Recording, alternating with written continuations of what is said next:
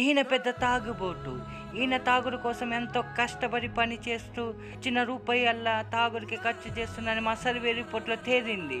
అందుకే ఈయన తాగుబోతుకి ఏమైనా హెల్ప్ చేయాలనుకుని మా టీం ఈయనకి ఒక సర్ప్రైజ్ ప్లాన్ చేసింది. ఈయన వైన్ షాప్లో మందు తాగినప్పుడు క్యాచువల్గా నేను వెళ్ళి సార్ ఐఎమ్ యూట్యూబర్ సార్, నేను ఒకప్పుడు బెట్టింగ్ యాప్లు ప్రమోట్ చేసిన సార్, బాగా సంపాదించిన, బట్ ఇప్పుడు అందరికీ తెలిసిపోయి నాకు గుద్ద తెంగేస్తున్నారు sir, please sir 1 peg please sir అనగానే తన తాగే పెగ్ కూడా నాకు ఇచ్చేశాడు.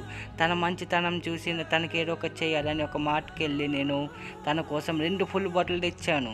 ఆయన కష్టపడి అక్కడ ఉన్నాడు, నేను ఆయనకి సర్ప్రైజ్గా ఇద్దామని 2 ఫుల్ బాటిల్ తీసుకెళ్ళగానే ఆయన హ్యాపీనెస్ చూస్తే అది ఎన్ని డబ్బులు ఇచ్చినా కూడా అలా సరిపోయింది.